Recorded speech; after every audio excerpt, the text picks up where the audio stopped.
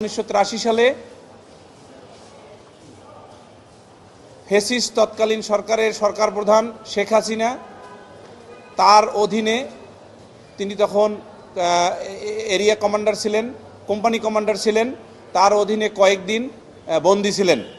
অর্থাৎ আমাদের প্রশ্নটি ছিল যে আপনার বইয়ে ফ্যাসিস্ট সরকারের 2928 দিনের যে সরকার প্রধান ছিলেন তার সাথে কখনো আপনার চাকরিকালীন সময়ে দেখা হয়েছে কিনা?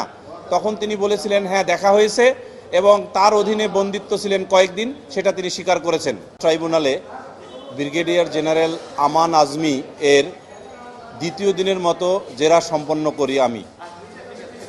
জেরায় ব্রিগেডিয়ার জেনারেল আজমি আজকে স্বীকার করেছেন যে বেতন, ভাতা এবং পেনশনের টাকা ব্যতীত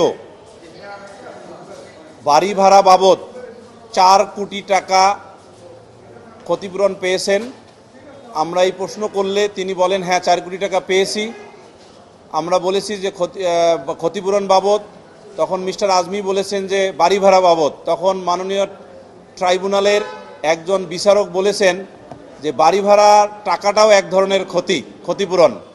সেই অর্থে এটা নিশ্চিতভাবে বলা যায় যে ব্রিগেডিয়ার জেনারেল আজমি আজকে জেরায় স্বীকার করেছেন যে বাংলাদেশ আর্মি কর্তৃপক্ষ হতে তার অপহরণ বিষয়ে 4 কোটি টাকা পেয়েছেন, যেটার জন্য সেনাবাহিনী প্রধান মিস্টার ওয়াকারুজ্জামান 5 সদস্য বিশিষ্ট একটি কোর্ট অফ ইনকোয়ারি করে রেকমেন্ড করেছিলেন রেপারেটিভস, অর্থাৎ অর্থনৈতিক যে ক্ষতিপূরণ, এই হিসাবে রেকমেন্ডেশন ছিল।